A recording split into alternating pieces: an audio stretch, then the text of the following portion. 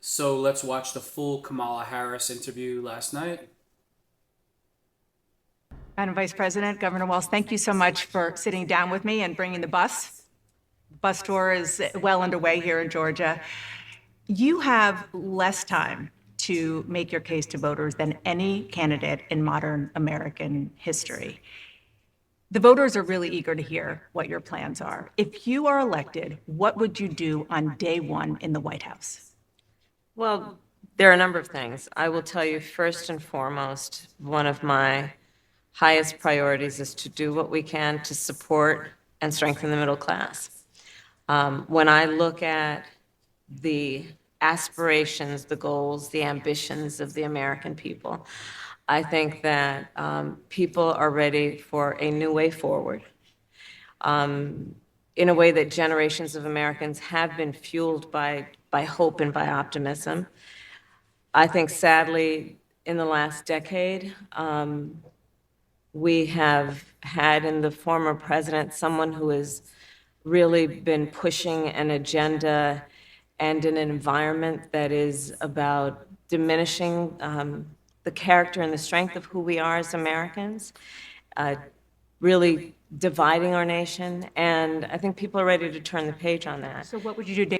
No, Kamala, people are ready to turn the page on you. You've been in the White House for 3.5, approximately 4 years. You've done absolutely nothing so far. And try making it an interview without mentioning Donald Trump. I know you didn't mention him by name, but that's who you're referring to. Yeah, people are ready to turn the page on, a border that's totally out of control, the highest inflation ever, gas prices out of control, crime is out of control. The American people are ready to turn the page on you and Joe Biden. And for all of you that don't know, the man sitting next to her, his name is Tim Walz. And this guy decided that it was a great idea to put tampons in the boys' bathrooms in Minnesota. Not high school kids, K through 5. He put tampons on the wall. Could you imagine being the kids in that school with a tampon machine on the wall? Hey guys, lunchtime, let's head to the bathroom, tampon fight. Because that's the only thing they can really do with tampons. But let's let them continue. Day one. Day one, it's going to be about, one, implementing my plan for what I call an opportunity economy. I've already laid out a number of proposals in that regard, which include what we're going to do to bring down the cost of everyday goods, what we're going to do to invest in America's small businesses, what we're going to do to invest in families, for example, extending the child tax credit to $6,000 for families for the first year of their... I have to stop the video again.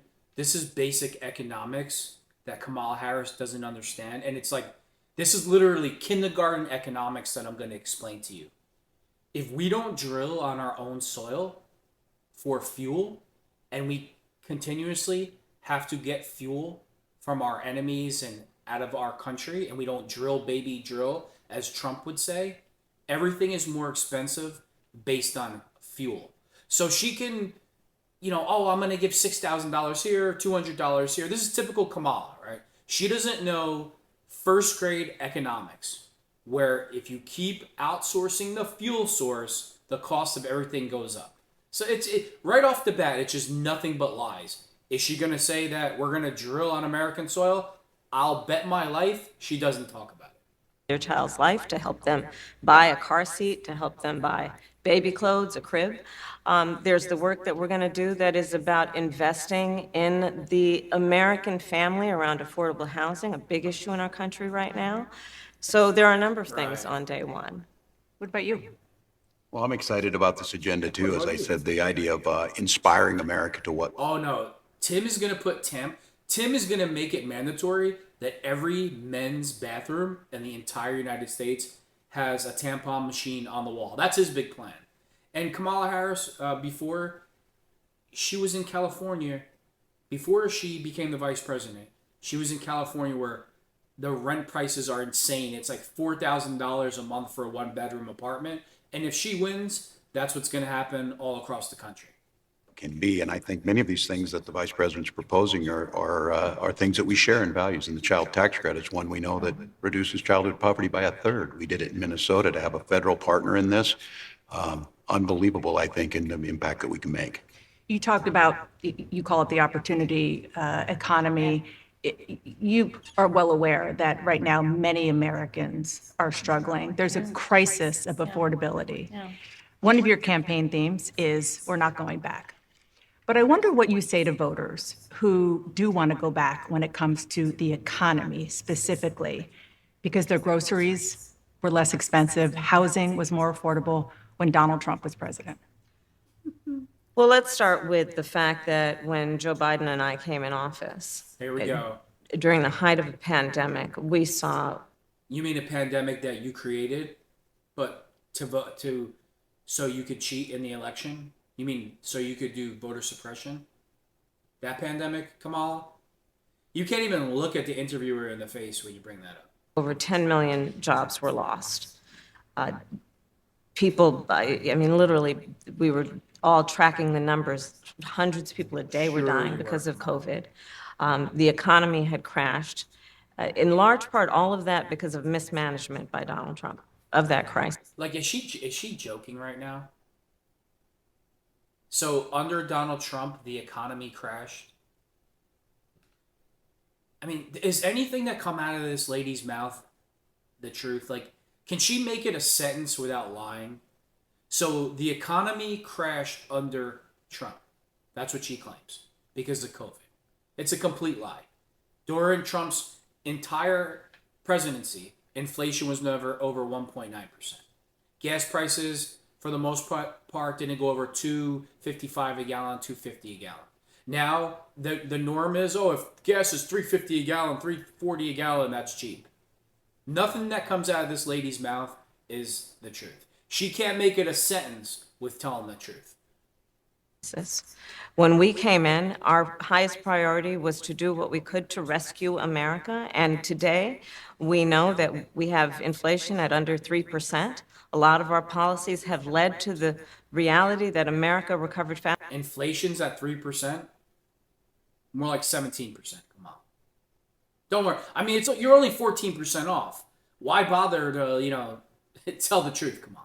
I mean, I'm sure you had a couple martinis and vodka and cranberries before the interview started because that's the way that you look, but that's a whole different video. Faster than any wealthy nation around the world. But you are right. Prices, in particular for groceries, are still too high. The American people know it, I know it, which is why my agenda includes what we need to do to bring down the price of groceries. For example, dealing with an issue like price gouging. What we need to do to extend the child tax credit to help young families be able to take care of their children in their most formative years. What we need to do to bring down the cost of housing. My proposal includes what would be a tax credit of $25,000 for first-time home buyers, so they can just have enough to put a down payment on a home, which is part of the American dream and their aspiration, but do it in a way that allows them to actually get on the path to achieving that goal and that dream. So you have been vice president for 3.5 years. The steps that you're talking about now, why haven't you done them already? Well, first of all, we had to recover as an economy, and we have done that. First of all, okay, you had to recover you and Joe Biden destroyed the economy. So, still blaming Trump. Still, Trump hasn't been president for almost 4. They can't have a rally. They can't do an interview without mentioning Trump. The answer for everything is just blame Trump for everything. Joe Biden is the most corrupt, vile human being on the entire planet. Him and his entire family have benefited from their corruption, and Kamala Harris has been nowhere to be found for almost 4 years, and somehow it's Trump's fault. And I'm very proud of the work that we have done that has brought inflation down to less than 3%. The work that we have done to cap the cost of insulin at $35 a month for seniors. Donald Trump said he was going to do a number of things, including allowing Medicare to negotiate drug prices. Never happened. We did it. So now, as I travel in the state of Georgia and around our country, the number of seniors that have benefited, I was in Nevada recently, a grandmother who showed me her receipts. And before we capped the cost of insulin for seniors at $35 a month, she was paying hundreds of dollars, up to thousands of dollars a month for her insulin. She's not doing that You any longer. maintain Bidenomics is a success. I maintain that when we do the work of bringing down prescription medication for the American people, including capping the cost of the annual cost of prescription medication for seniors at $2,000, when we do what we did in the first year of being in office, The reporter asked, "Is Bidenomics the answer? Are you sticking to Bidenomics works?" And Kamala Harris is talking about insulin prices. Basic Economics 101 preschool. If fuel costs more because we won't drill in our own resources, everything goes through the roof. It's that simple. But it's it's not that she doesn't know. She's just corrupt to her core. She's a liar. She does not care about any human beings other than herself and maintaining power for the Democratic Party. to extend the child tax credit so that we cut child poverty in America by over 50%. When we do what we have done to invest in the American people and bringing manufacturing back to the United States so that we created over 800,000 new manufacturing jobs, bringing business back to America, what we have done to improve the supply chain so we're not relying on foreign governments to supply American families with their basic needs, I'll say that that's good work. There's more to do, but that's good work. I want to get some clarity on where you stand on some Right. key policy issues. Energy is a big one. When you were in Congress, you supported the Green New Deal. And in 2019, you said, quote, "There is no question I'm in favor of banning fracking." Fracking, as you know, is a pretty big issue, particularly in your must-win state of Pennsylvania. Sure. Do you still want to ban fracking? No, and I made that clear on the debate stage in Sure, 2020, Kamala. that Sure I you do. would not ban fracking. As vice president, I did not ban fracking. As The flip-flopping starts, right? The flip-flopping starts now. 3, 2, 1. president, I will not ban fracking. In 2019, I believe, at a town hall, you said, you were asked, would you commit to implementing a federal ban on fracking on your first day in office? And you said, there's no question I'm in favor of banning fracking. So yes. So it changed in Look at her that face. campaign? In 2020, I made very clear where I stand. We are in 2024, and I've not changed that position, nor will I going forward. I kept my word, and I will keep my word. What made you change that Kamala, your words mean absolutely nothing. Okay, you're literally nothing. Any word that comes out of your mouth means nothing. position at the time? Well, let's be clear. My values have not changed. I believe it is very important that we take seriously what we must do to guard against what is a clear crisis in terms of the climate. And to do that, we can do what we have accomplished thus far. The Inflation Reduction Act, what we have done to invest, by my calculation, over probably $1 trillion over the next. Isn't it bizarre how Tim Walz is sitting there like a chaperone, babysitting a child that might do something stupid? He's just sitting there like a lump on a log, trying to act like he's interested. It's so pathetic. Putin and North Korea laugh themselves to sleep every night, thinking that there's a possibility that Kamala Harris could be the president of the United States. 10 years, investing in a clean energy economy. What we've already done, creating over 300,000 new clean energy jobs. That tells me, from my experience as vice president, we can do it without banning fracking. In fact, Dana, I cast the tie-breaking vote that actually increased leases for fracking as vice president. So I'm very clear about where I stand. And was there some policy or scientific data that you saw that you said, oh, okay, I get it now? What I have seen is that we can grow and we can increase a thriving clean energy economy. No, what happened was a private donor, gave her money. Something shady went on, so she changed her vote. She doesn't. Give me a break. You think she cares about anybody other than herself? Come on. Without banning fracking. Okay. Another issue, big one, is immigration. As vice president, you were tasked with addressing the root causes of migration in southern countries and Northern part of Central America. the northern part of Central America that affects the southern border of the U.S. During the Biden-Harris administration, there were record numbers of illegal border crossings. Why did the Biden-Harris administration? Record number, it's 20 million to be exact, and who knows how many gotaways. So 3, 2, 1, she'll be blaming Trump in a minute. And wait 3.5 years to implement sweeping asylum restrictions? Well, first of all, the root causes work that I did as vice president, that I was asked to do by the president, has actually resulted in a number of benefits, including historic investments by American businesses in that region. The number of immigrants coming from that region has actually reduced since we began that work. But I will say this, that Joe Biden and I and our administration worked with members of the United States Congress on an immigration issue that is very significant to the American people and to our Comes the security, Trump- which is she'll the blame border. Trump. Here we go. And through bipartisan work, including some of the most conservative members of the United States Congress, a bill was crafted, which we supported, which I support. And Donald Trump got word of this bill that would have contributed to securing our border, and because Whatever. he believes that it would not have helped him politically, he told his folks in Congress, don't put it forward. He killed the bill.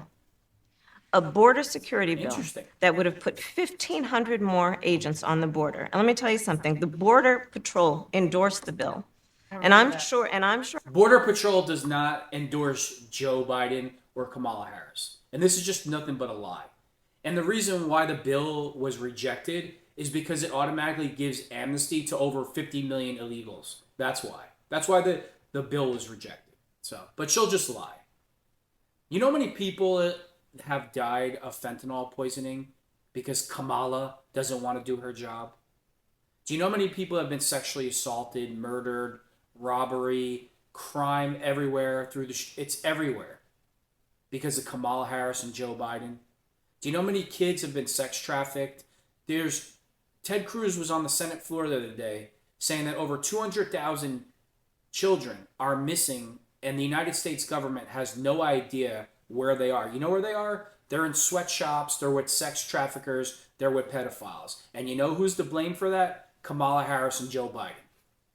in large part because they knew they were working around the clock, and 1,500 more agents would help them. That bill would have allowed us to increase seizures of fentanyl. Ask any community in America that has been devastated by fentanyl Shake what your head. passing that bill would have done to address their concern and a pain that they've experienced. So you would push that legislation again? I just want to Not ask only about, push it, I will make sure that it comes to my desk and I would sign it. just one other question about For 4 years, she has done absolutely nothing on the border. The entire border situation, that was the first job that Joe Biden gave her. She's never even been to the border. The lady's never even been there. And all the garbage that you see going on in this country, the robberies, the fentanyls, the murders, the sexual assaults, the human trafficking, the cartels run the border. You know why? Because Kamala Harris and Joe Biden allow them to do it. And there's a notion that they're bringing across future Democratic voters, so they don't want the border to be secure. something that you said in 2019 when you first ran. There was a debate. You raised your hand when asked whether or not the border should be decriminalized. Do you still believe that?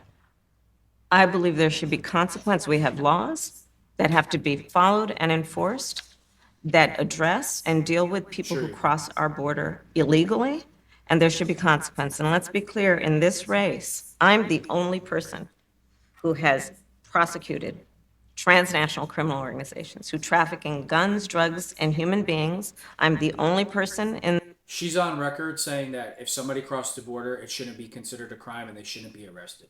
She has said that multiple times. And I got bad news for you, Kamala. I know you might suffer from a mental disorder. It is illegal to go into a country illegally. It's against the law. this race who actually served a border state as Attorney General to enforce our laws. And I would enforce our laws as president going forward. I You're doing a great recognize the job. problem. Generally speaking, how should voters look at some of the changes that you've made, that you've explained some of here in your policy? Is it because you have more experience now and you've learned more about the information? Is it because you were running for president in a Democratic primary? And should they feel comfortable and confident that what you're saying now is going to be your policy moving forward? Dana, I think the most important and most significant aspect of my policy perspective and decisions is my values have not changed. You mentioned the Green New Deal. Oh, God.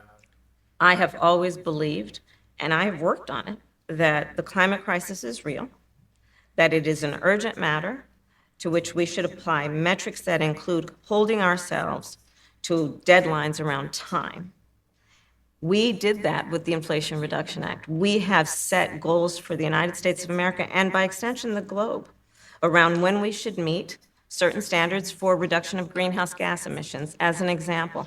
That value has not changed. My value around what we need to do to secure our border, that value has not changed. I spent 2 terms as Come on, what values do you have? You have no values. You have no morals. You have no ethics.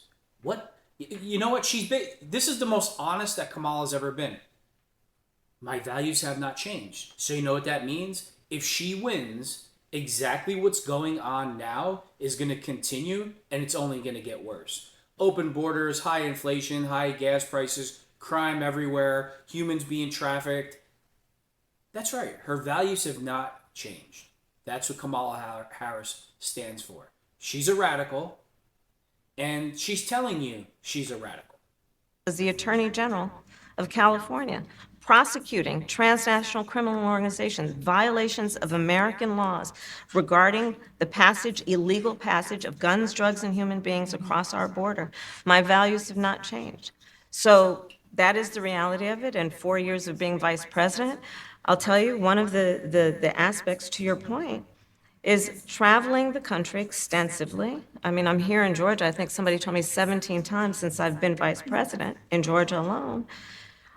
I believe it is important to build consensus, and it is important to find a common place of understanding of where we can actually solve problems. On that note, you had a lot of Republican speakers at the convention. Will you appoint a Republican to your cabinet? Yes, I would. Anyone Yes, in I mind? would. No one in particular in mind. We got 68 days to go with this election, so I'm not putting the cart before the horse, but I It's would. kind of like when Charlemagne asked her, "Who's your favorite rapper alive?" and she said Tupac, and she's like, "Oh, they asked her, what Republican would you appoint to your cabinet?" "Oh, I don't have anybody." First of all, she would never do it. Second of all, she probably doesn't know any other Republican's name besides Donald Trump. I think it's really important. I have spent my career inviting diversity of opinion. I think it's important to Oh, have yeah, people okay. at the table when some of the most important decisions are being made that have different views, different experiences. And I think it would be to the benefit of the American public to have a member of my cabinet who was a Republican. I want to ask you about your opponent, Donald Trump. I was a little bit surprised. People might be surprised to hear that you have never interacted with him, met him face to face. That's going to change soon. But what I want to ask you about is what he said last month. He suggested that you happened to turn black recently for political purposes, questioning a core part of your identity. Yeah. Any, Same old tired playbook. Next question, please. that's it? That's it. Okay. Same old tired playbook. That comes from Democrats who can't make it a second without calling Donald Trump a racist. But hey, no big deal. Let's talk about some foreign policy issues that would be on your plate if you become commander-in-chief. President Biden has tried unsuccessfully to end the war between Israel and Hamas in Gaza. He's been doing it for months and months, along with... And for the record, Kamala Harris's father is on the record. There's videos of it. He said that his daughter playing identity politics makes him sick. Racial identity politics. He's advised her not to do it, and her behavior makes her own father sick. You can look up the video. with you. Would you do anything differently? For example, would you withhold some U.S. weapons shipments to Israel? That's what a lot of people on the progressive left want you to do. Let me be very clear. I'm unequivocal and unwavering in my commitment to Israel's defense and its ability to defend itself. And that's not going to change. But let's take a step back. October 7, 1,200 people were massacred. Many young people who were simply attending a music festival. Women were horribly raped. As I said then, I say today, Israel has a right to defend itself, we would. And how it does so matters. Far too many innocent Palestinians have been killed. And we have got to get a deal done. We were in Doha. We have to get a deal done. This war must end. In the meantime- And we must get a deal that is about getting the hostages out. I've met with the families of the American hostages. Let's get the hostages out. Let's get the ceasefire done. But no change in policy. If Trump is president of the United States, the event on October never happens. Never in a million years would it happen. And I'm sure that the families are just so relieved hearing from Kamala Harris. So Hamas thought that their best course of action was to go into a music festival with teenagers, murder, sexually assault, and do all other types of things, and they don't expect there to be any consequences. And, you know, Kamala Harris says that she supports Israel, but then when pro-Hamas protesters are spray painting buildings or burning down stuff and attacking people, the DOJ, Merrick Garland, Joe Biden, Kamala Harris, they won't be prosecuted. So make up your mind whose side you're on. In terms of arms and so forth. No, we have to get a deal done. Dana, we have to get a deal done. When you look at the significance of this to the families, to the people who are living in that region, a deal is not only the right thing to do to end this war, but will unlock so much of what must happen next. I remain committed since I've been on October 8th to what we must do to work toward a two-state solution, where Israel is secure and in equal measure, the Palestinians have security and self-determination and dignity. Governor Walz. Before that event happened in Palestine, no Israelis even occupied that area. They had food, they had water, they had shelter, they had an economy. And they decided to take that all away from themselves by attacking and murdering and sexually assaulting innocent men, women, and children. So actions have consequences. And Kamala Harris thinking that she's going to tell Israel how to handle that situation is an absolute joke. And if Donald Trump was president, again, that would have never have happened. The country is just starting to get to know you. I want to ask you a question about how you've described your service in the National Guard. You said that you carried weapons in war, but you have never deployed actually in a war zone. A campaign official said that you misspoke. Did you? Well, first of all, I'm incredibly proud. I've done 24 years of wearing the uniform of this country. Equally proud of my service in a public school classroom, whether it's Congress or the governor. My record speaks for itself, but I think people are coming to get to know me. I speak like they do. I speak candidly. I wear my emotions on my sleeves, and I speak especially passionately about our children being shot in schools and around guns. So I think people know me. They know who I am. They know where my heart is. And again, my record has been out there for over 40 years to speak for itself. And the idea that you said that you were in war, did you misspeak as the campaign has said? Yeah, I said we were talking about, in this case, this was after a school shooting. Here we go. The question was, were you in war? And he's talking about school shootings. This is exactly, he has a mental disorder. They all have mental disorders. It's not the question, Timmy. The question was, have you ever served, have you ever fought in a war when you were in the military? And the answer is no. Maybe the tampons that you're putting in the boys' bathrooms are giving you some type of toxin where you can't tell the truth.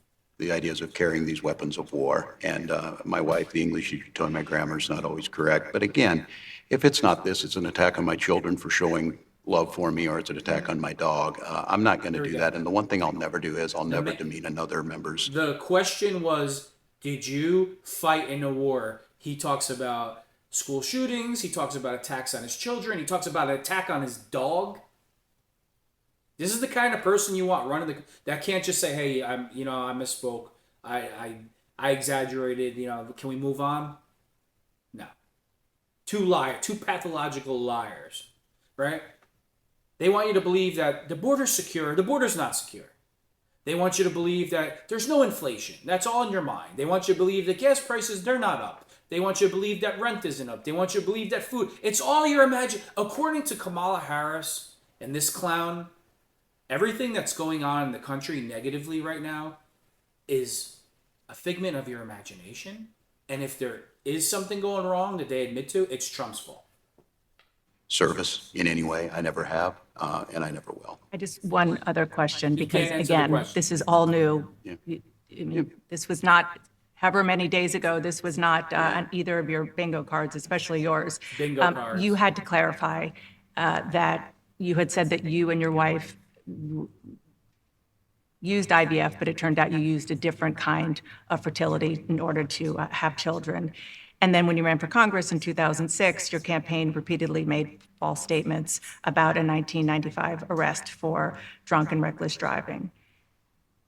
What do you say to voters who aren't sure whether they can take you at your word?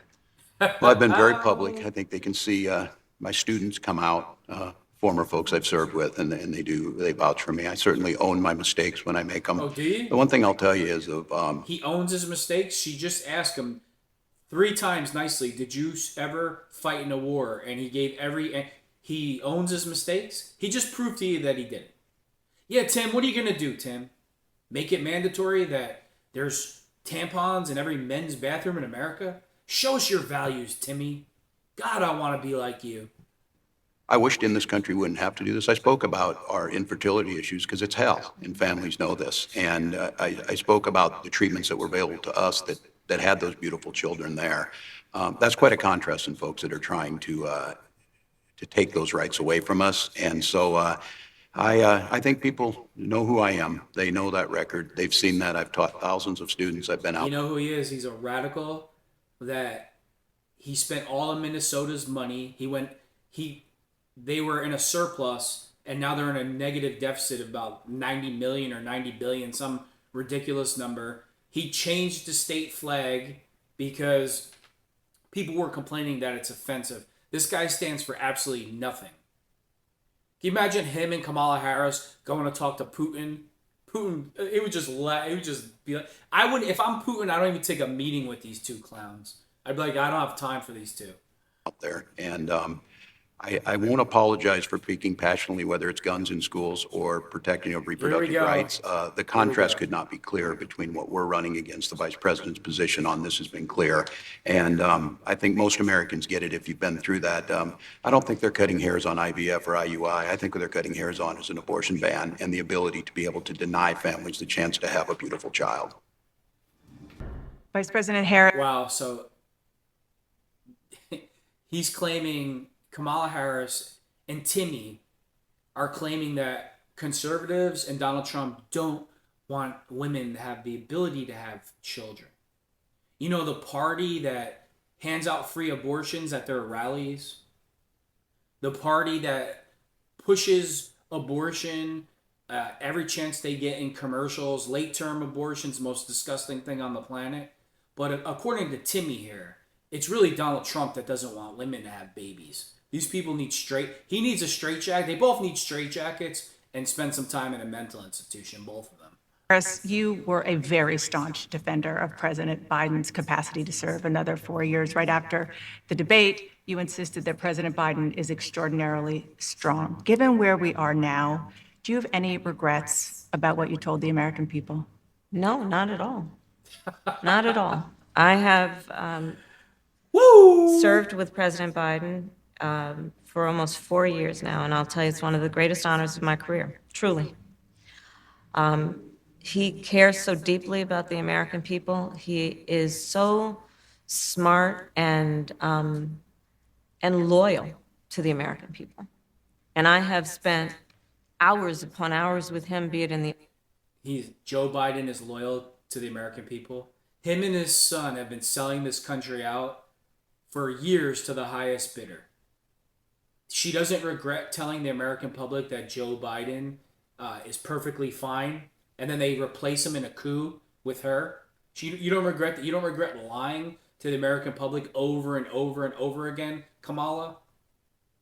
You know why you don't? Because you don't care. Lies just flow off your tongue like silk. That's why. Joe Biden smart. Come on, Kamala. Just stop, please. Just stop. The Oval Office or the Situation Room. He has the intelligence, the commitment, and the judgment Yeah, he's committed to stealing and disposition every dollar he can get. that I think the American people rightly deserve in their president. By contrast, the former president has none of that.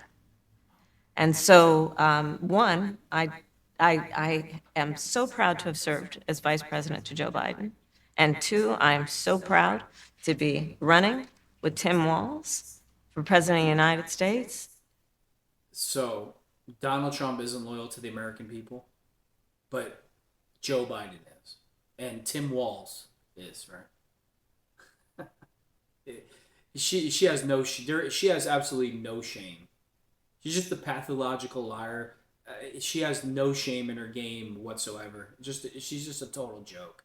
And to bring America what I believe the American people deserve, which is a new way forward, and turn the page on the last decade of what I believe has been contrary to where the spirit of our country really lies. But the last decade, of course, the last 3.5 years has been part of your administration. I'm talking about an era Yeah. that started about a decade ago, Gotcha. where there is some suggestion, warped I believe it to be, that the measure of the strength of a leader is based on who you beat down, instead of where I believe most Americans are, which is to believe that the true measure of the strength of a leader is based on who you lift up.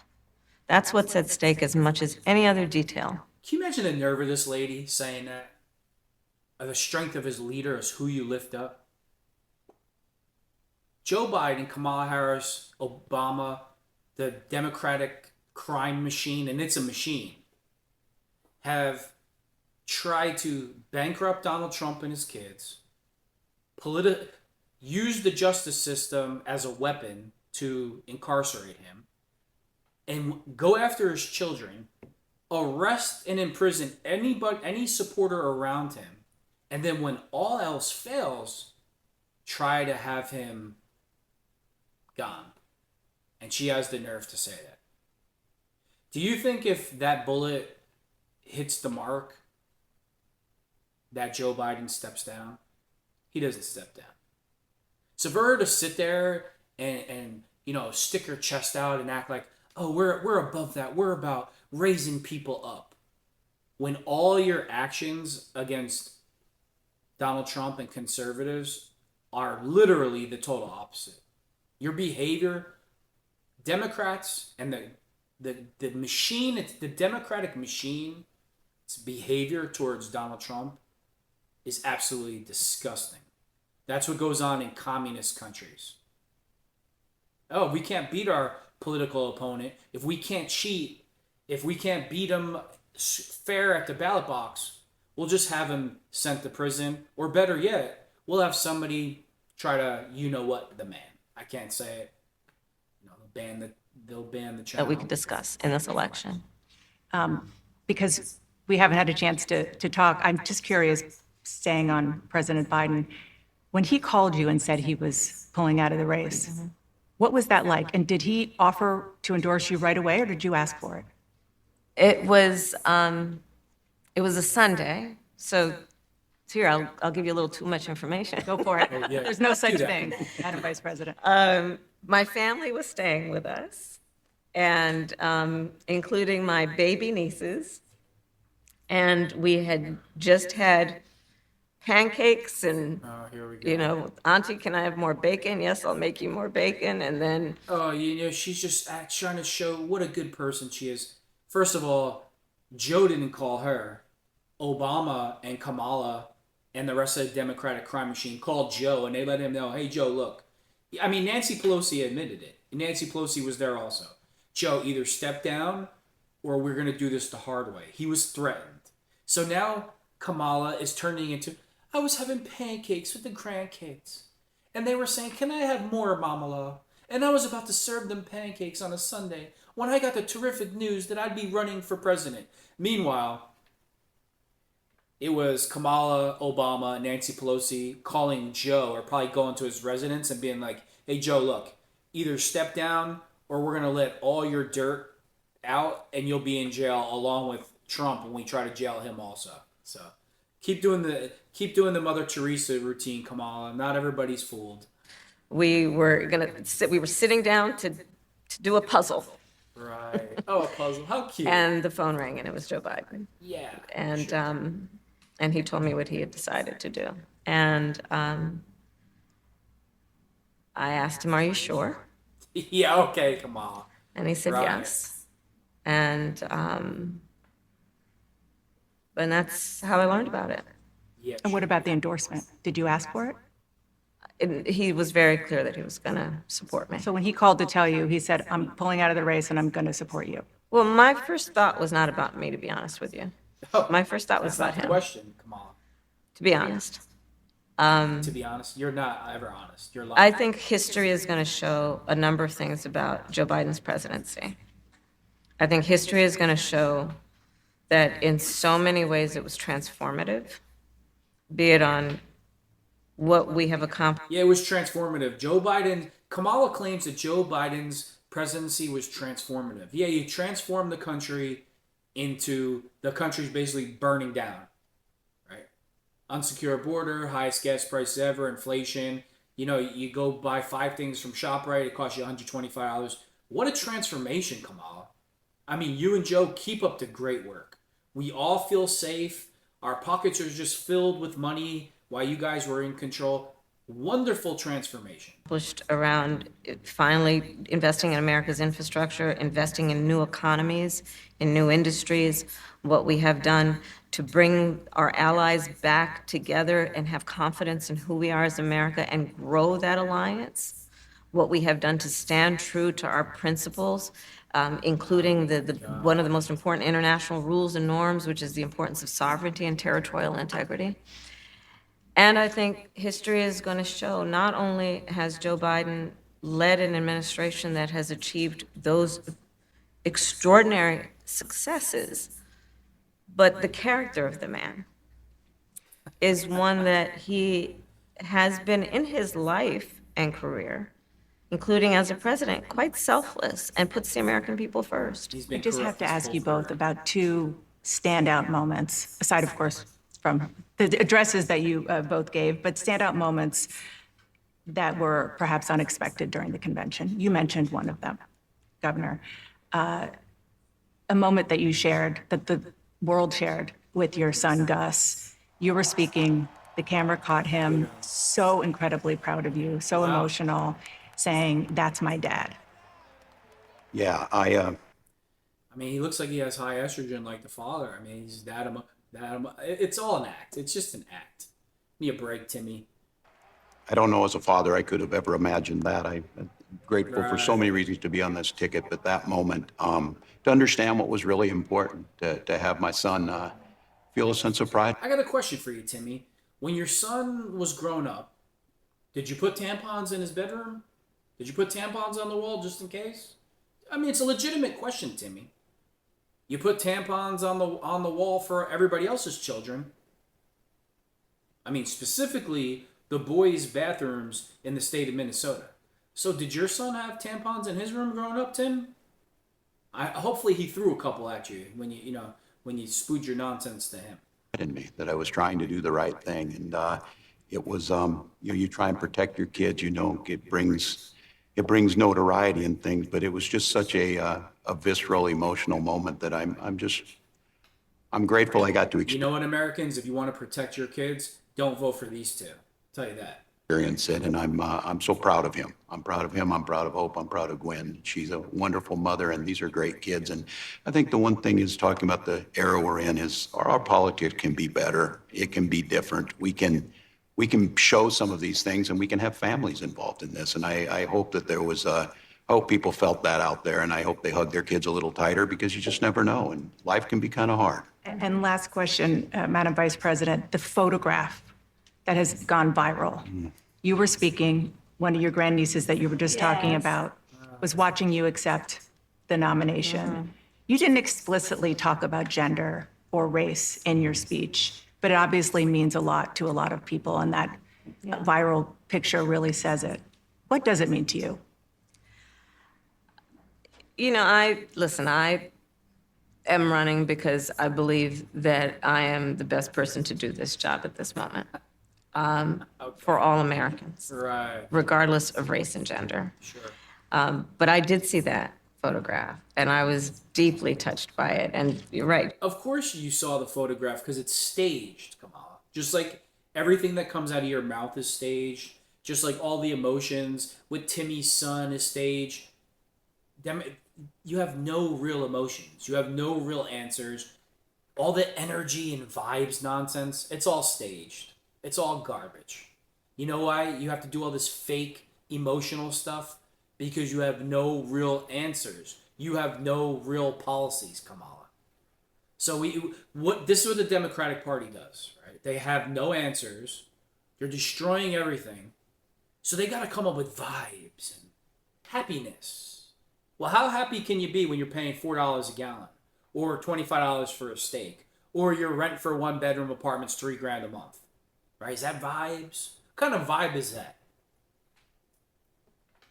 It's the back of her head, her two little braids, and then I'm in the front of the photograph, obviously speaking. And it's very humbling. It's very humbling in many ways.